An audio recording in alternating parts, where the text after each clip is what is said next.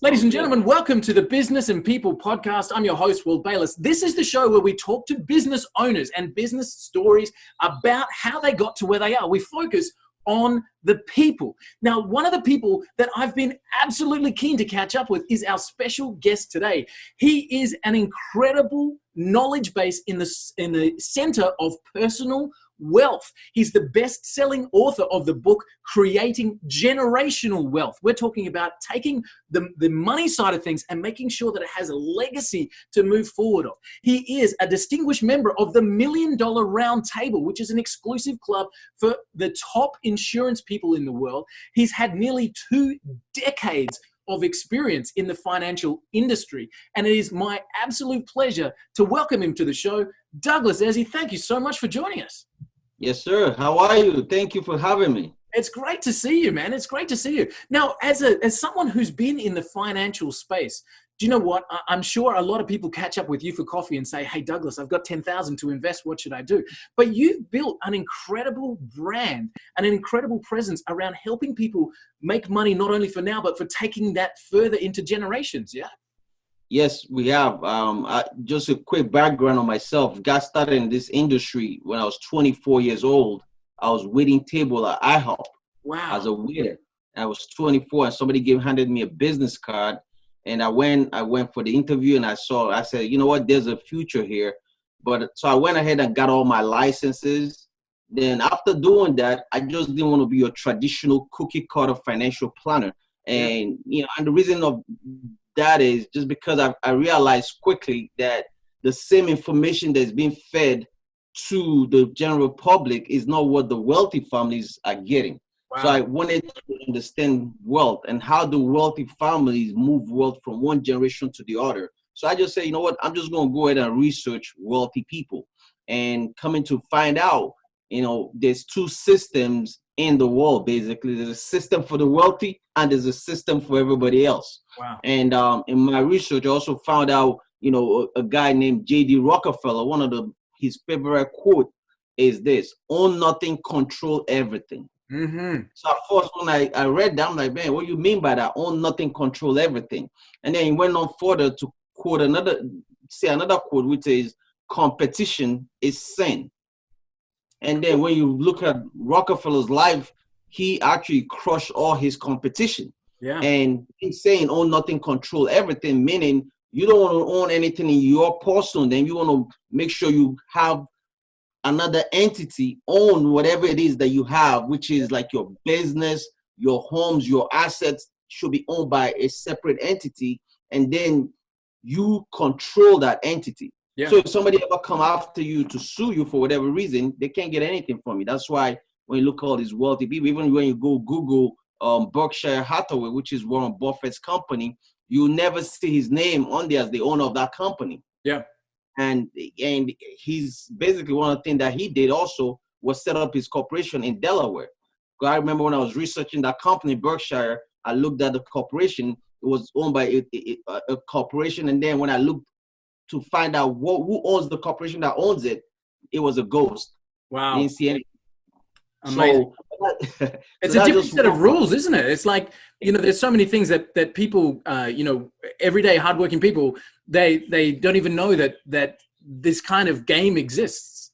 Of course. I mean, because again, it's all about finding who's in your circle of information, right? So when you look at I always say whenever I go speak somewhere and I'm starting my speech, I always tell people, I say, you know what, the government, the media, and the banks, all 3 of them work closely together to do what? To take your money away from you. Because if they can keep you financially and mentally broke, they control your money, because whoever controls the money controls everything. Wow. So when you have the banks, the government, and the media working together to make sure they get people's money away from them, because again, when you look at the wealthy, they use other people's money.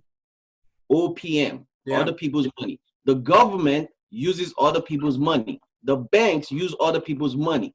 The media use other people's money. All the industries are using other people's money.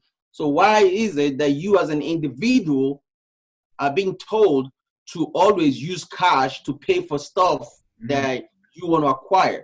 And they scare you with oh, you need to stay away from debt. Don't build debt. But if you're saying other people's money is the way to go, why are you telling me not to have debt? Now, we're not preaching people to have debt, because we have a system that we actually teach folks how to become their own bank by using a structure to pay off all their debt in less than 9 years. Wow. And control their destiny, including paying off their mortgage, their student loan, their credit card debt, and still have full control of their wealth. Is it possible for anyone, Douglas? Like, I mean, I'm thinking, there's so many people out there that are in difficult situations, or they're coming from a slower starting point. Is this plan, is it something that anyone can do? Yes, of course, because it's not how much money you make, it's how much money you keep. Yeah, but sure. Understanding the principles of money. So one thing that I always do for me, using an example, is if I purchase anything, doesn't matter what it is, if I pay cash for it, and what I pay cash for is things that my monthly income can afford. Yep. For example, if I make, let's just use a simple example. Let's say I make income of $5,000 a month, or let me even bring it down to somebody making $3,000 a month, which is $36,000 a year. Yeah. If I want to pay cash for something, if I'm going to purchase this cell phone, for example, and this cell phone costs $200, then I'll do what? I could afford it with my $3,000, and I'll pay $200 for this phone. Now, if this phone costs $4,000, then I can't afford it with my $3,000. So what I do is, then that's when you finance stuff. Yeah. And when you finance it, what you do is, there's a different strategy that I use. I'm a big believer in cash value life insurance. And why is that? Because a lot of people have been brainwashed and told that cash value life insurance is not a good place to park money, which is a big lie, because all the big institutions, the banks, all these Congress people you see, the ones that are in the know, a lot of folks have a lot of money in insurance policies. For example, insurance companies are the largest in the world. They control 75% of the wealth. Wow. So they're parking money. It's a good place to park money because of the tax benefit of insurance. So what I do, if I was going to purchase that phone for $4,000, here's how I benefit and how I win. I'll charge it to a credit card that I get points and miles on, right? Yep. So I charge it, I get my points, 4,000 points, whatever that case may be. And then I go on my cash value life insurance, take 4,000 out of it, pay off the credit card company. So I didn't have to pay the credit card company 18%, 23% interest rate. Yeah. Now I owe the money to the insurance company, and their interest rate, depending on the company you're dealing with, is like 4%. Wow. So I don't mind paying them 4% back every month or whatever. But the good news is, it doesn't show up on my credit report. Yeah, wow. So because it doesn't show up on my credit report, it makes me win, because my credit score, my personal credit score today is over 850%. So, which is awesome. Now, it allows me to still be able to do what I want to do on my own terms. And I don't charge up that credit card again until I pay off the insurance company. Yeah. But my credit score goes up because I just paid off the credit card company, and I also acquired 4,000 points from them. Yeah. So that's some of the strategies, just a little bit of system where you're the one controlling your money. Yeah, definitely. So you started Largo Financial Services in 2000. So how long after the business card in IHOP did you start your own company? Yeah, so I'll probably say about 4 years. Wow. When I first got in, I didn't understand this business at all, and even working with that particular company, I worked with them for a while, and then unfortunately for the person running that business, they went out of business.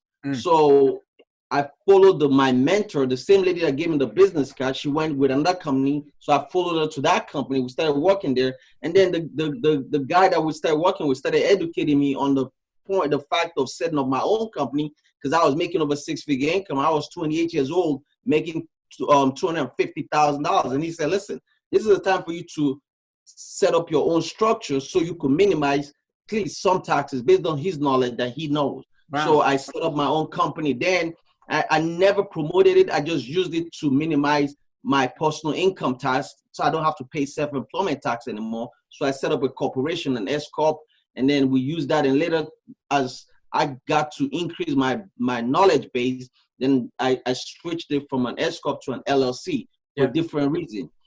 Yeah. So Douglas, like for me, I find it absolutely amazing. And I've talked with other guests on the show before about that pivot point, that moment in time that completely changes your future. And for you, it was a business card in IHOP, right? So yes, when you were coming through school and coming through college or coming through those early years as a young man, did you ever believe that there would come a time where you're making $250,000 a year? So I'll give you that story. Yeah. No. So I grew up in West Africa, Nigeria. I left Nigeria when I was 18 years old. So at the age of 18, when I left the country, I moved to Canada first. Lived in Canada, but I knew my final bus stop was America because that's the place I wanted to be. Grew up watching that. But I knew my dad was an entrepreneur, business owner, doing his thing. So when I left, I always had in my mind I wanted to be a millionaire. That was the goal. That was the whole. Oh, I lost you, Douglas. Douglas, I lost you there, bud. If you still got me, hang on. I'll pause my camera and see if we can get you back. Douglas, have you still got me? Douglas, have we still got me? Douglas, have you got me?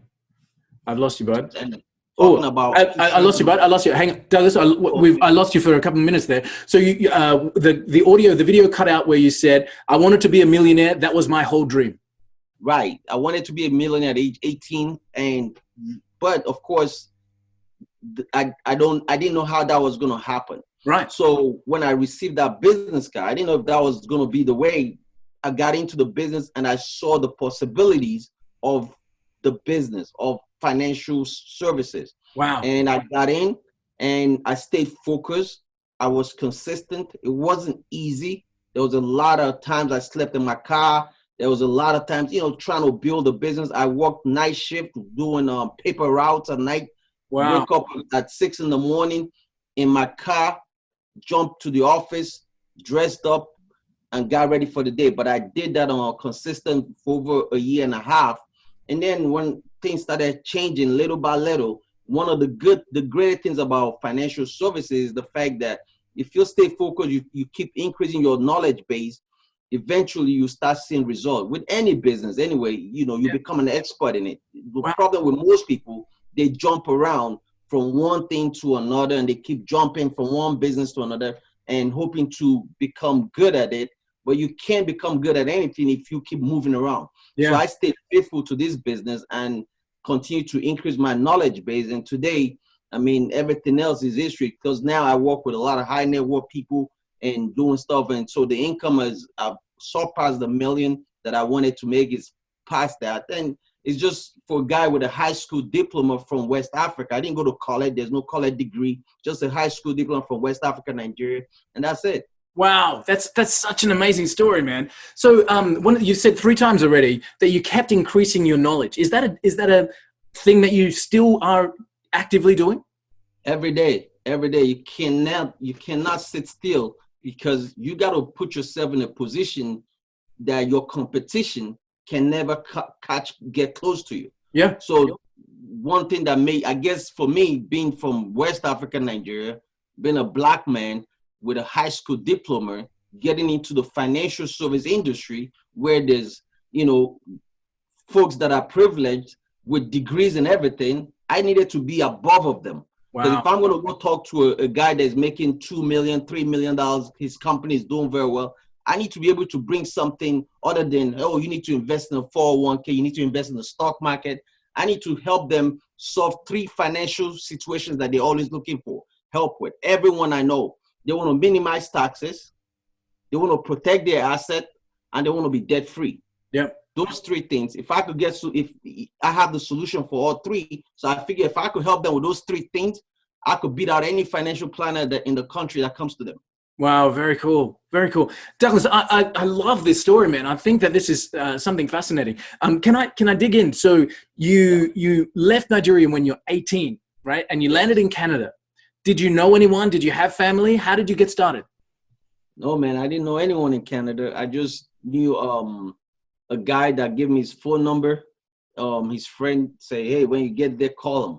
And that was it. I called them. I mean, it was a long story. I got there, but met people, and I slept on some guy's couch, and he started showing me the way and helped me understand the system. But I knew this wasn't where I wanted to be. America was the final bus stop where I needed to go. So I didn't leave it. I didn't stay in Canada for long. I think I was only there for 4 years, and I was like, man, I gotta get out of here. So you moved from Canada to the States, and you've set up there.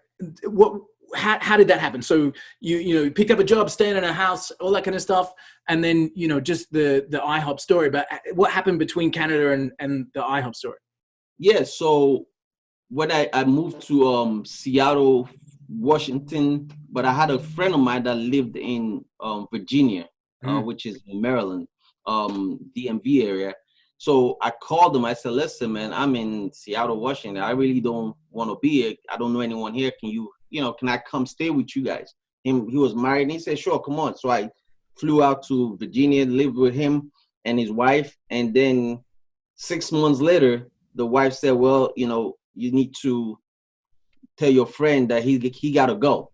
Right, yeah. So you're out? I'm like, man, where am I going to go? Yeah. So he said, well, I can't really do anything. You got to go. But one thing that he did do for me, he sold me a car that he had for like $500. It was a Honda Civic. So I bought the car, and I found another friend of someone else through networking, introduced me to a manager at IHOP, and he hired me to work there. Wow. And I started in IHOP, and from there, but they didn't know where I stayed. I didn't have a place. So every morning, I slept in my car, and then every morning I'll go to a motel and I'll beg the manager, I say, please just let me take a shower real quick because I got to go to work. And he'll feel sorry for me. Say, yeah, sure, no problem. Let me take a shower in the motel. I'll take a shower, and then I head out to the IHOP and serve people. Wow. So I did that for a while until the lady gave me that business card. And eventually when she found out that I slept in my car, she said, listen, I have a basement if you want to come stay at my house. And I did that, and I got into the insurance industry, and I started making some headway. So I was able to get an apartment, a rooming house, and the rest is history. Wow, that's so amazing, man. Because I asked you, 5 minutes ago, can anybody play this game?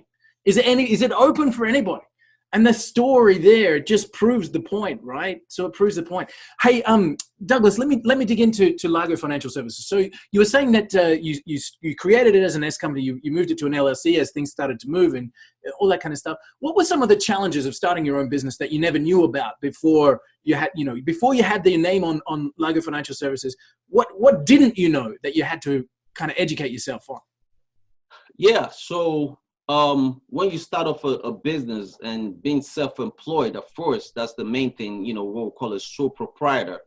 So doing that, and you got to get customers, right? You got to find the people to talk to, because every business you need customers. There's no if buts about it. You need customers, so you're everything.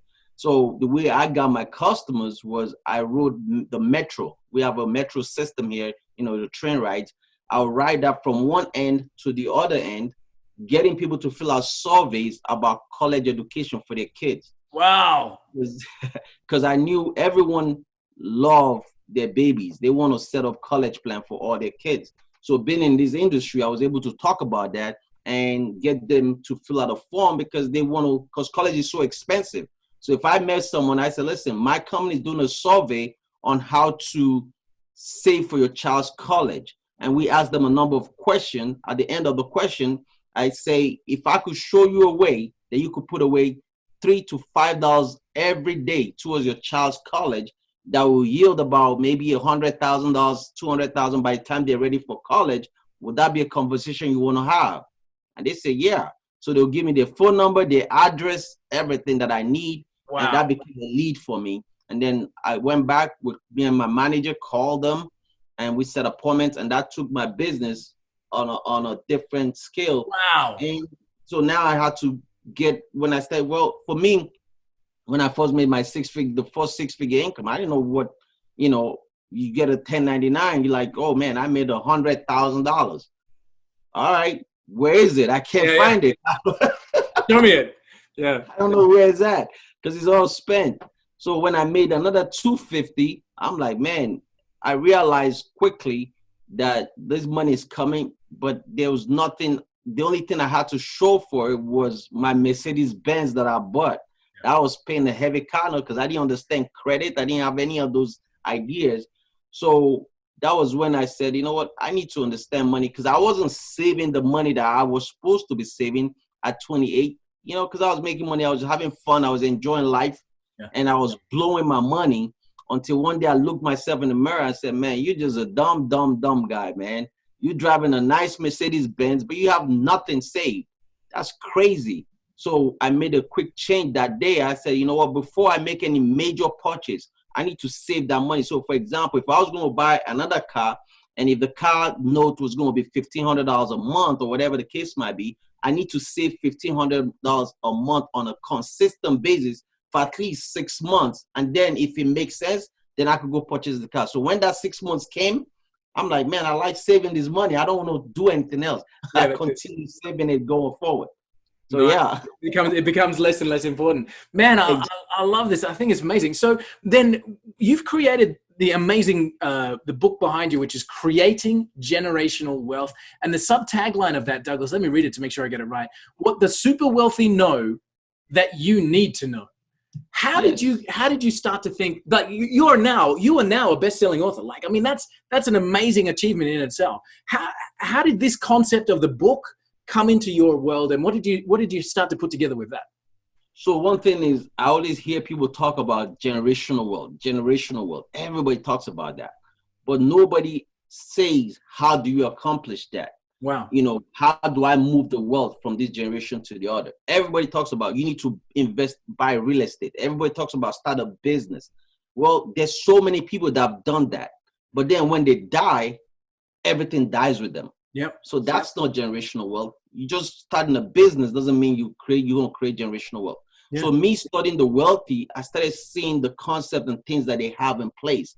For example, there's different types of what they call foundations in America. There's all over the world. There's different types of trust.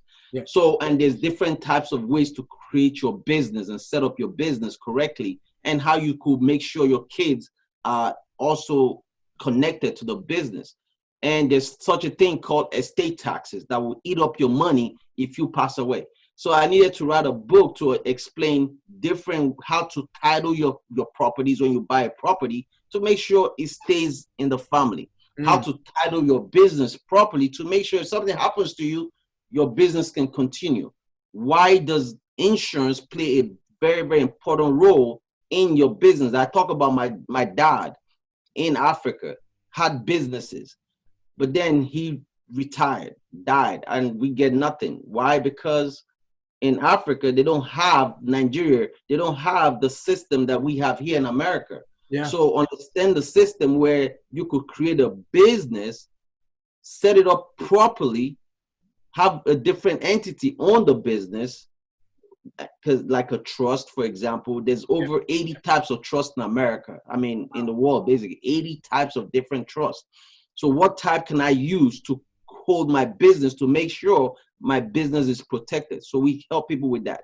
Wow. So those kind of things and those knowledge, as I continue to dig in, got me to understand the power of building real generational wealth. Like there's stuff called endowment funds. There's foundations you could set up. So if you really want to build massive amount of wealth for you and leave it in the family from generation to generation, there's ways to do that to make sure it's secure and your wealth is protected. Because the last thing you want is you build all this wealth, and then the day we pass away, the government comes in and take all that money away from you.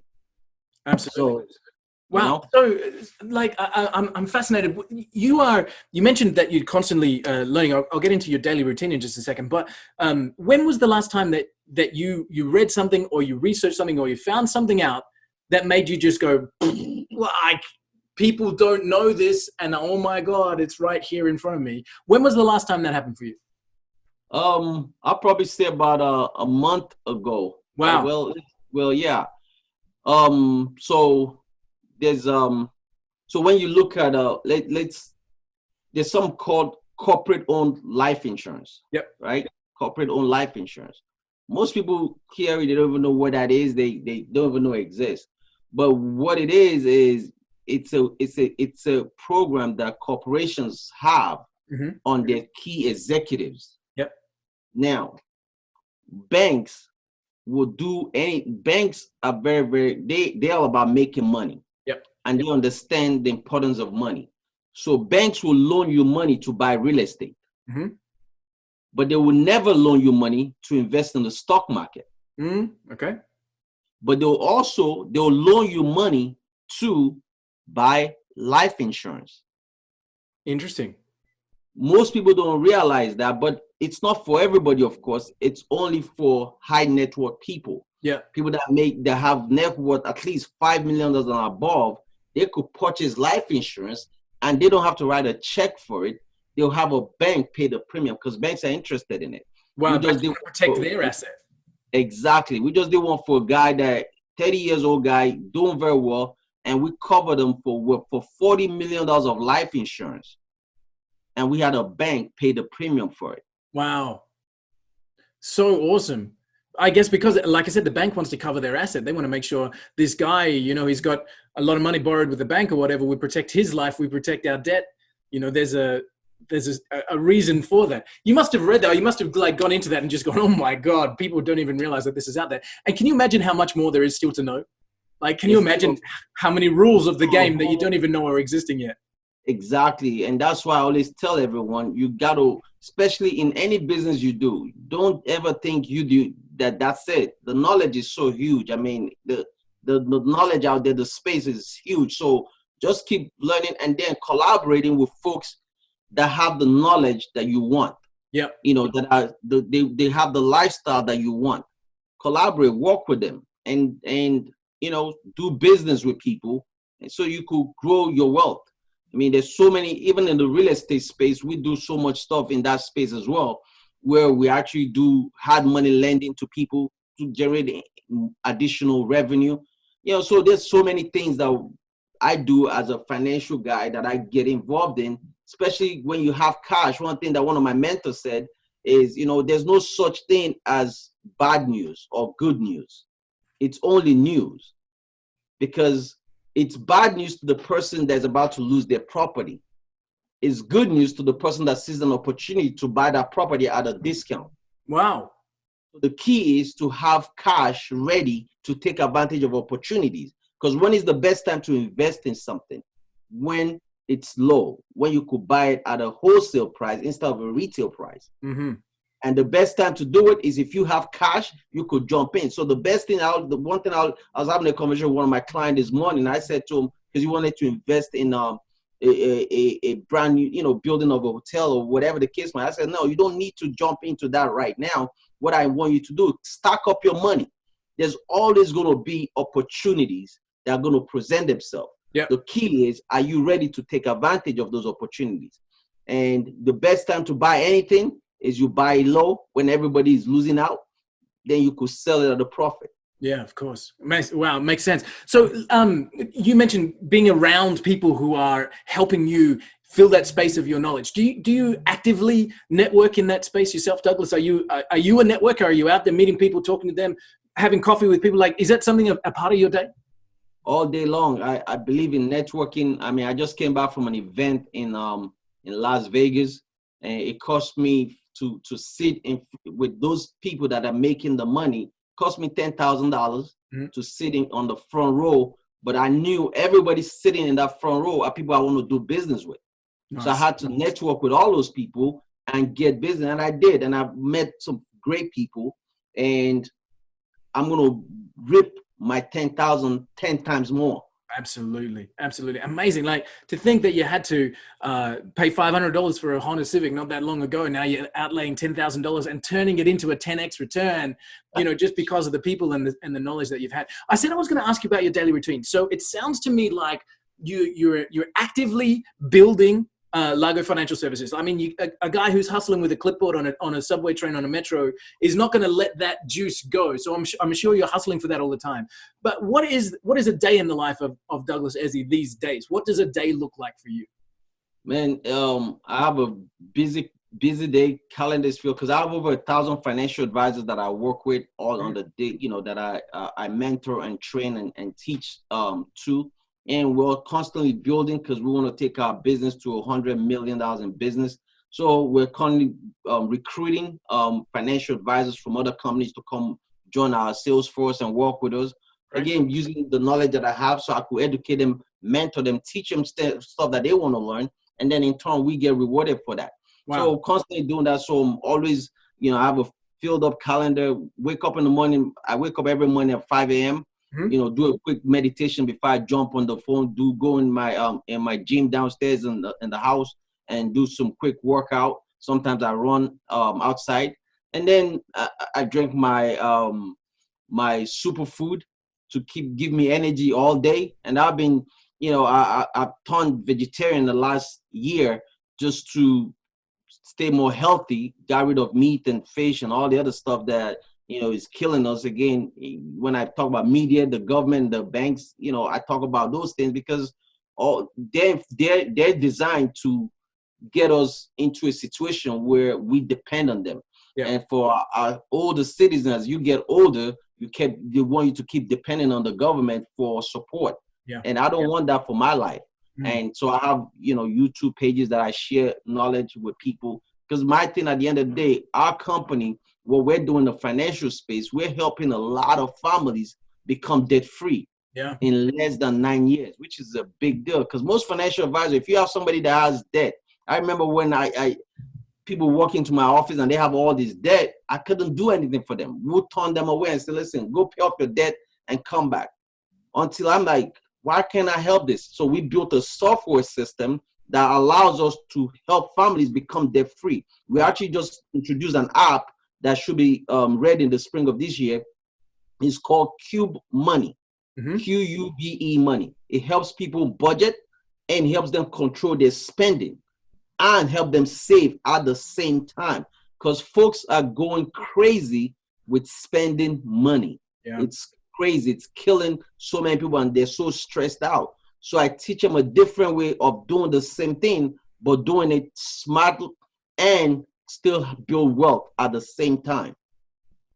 Beautiful. I love it. I love it. So you've got the full book calendar, you've got the workout in the morning, you've got the superfoods coming through. What time do you switch off? Like, what's the end of the day for you? Man, probably 10 p.m. every night. I come like right today. I'm still at the office. I have another webinar right after this. Nice. 8 o'clock with one of my reps in Florida, and then I have another one at 9 p.m. with one of my reps in Texas. Yeah. And then once I'm done, then I head home. Nice. And what's the relax for you? Like, what's your unplug?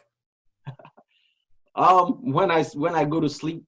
Yeah, nice. Okay, so the last thing you do before you sleep is check your email?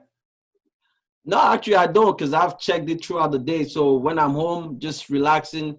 When I'm hanging out with my kids, that's what but most times I'm always on the road. I'm traveling, so I mix my business with pleasure. I enjoy life. I do the things that make me happy at the end of the day, because that's so important. I enjoy my lifestyle. I do the things that I want to do, and that's something I teach my clients. We don't tell our clients to cut down their lifestyle, because we help them minimize taxes and we help them get out of debt.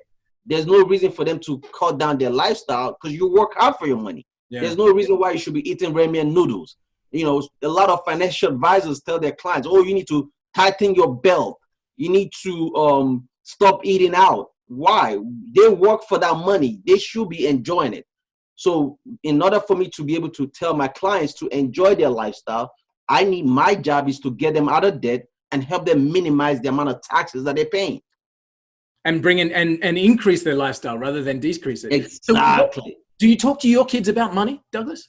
Oh yeah, all the time. So one thing, so I have a 7, 8, and 16 and 19. So my two oldest, I show them. I have the app I just talked about, the Cube Money. Yep. So we put money in it on a monthly basis for them, and I tell them, if you stay on the budget, you get $20 added to your app every month. So at the end of the year, that's $240 easy money. Yeah. So we educate them. I teach them, because again, I want them to understand they're all successful trustees to my trust. So I need them to understand this money system. Yeah. And then at the same time, with my foundation, the Douglas Eze Foundation, I have them do some chores. So I give them money and I say, listen, go raise more money with this. And then we're going to take that and go support a charity that we want to support. Fantastic, man. Fantastic. The education from such a young age, I think, is going to change the futures there.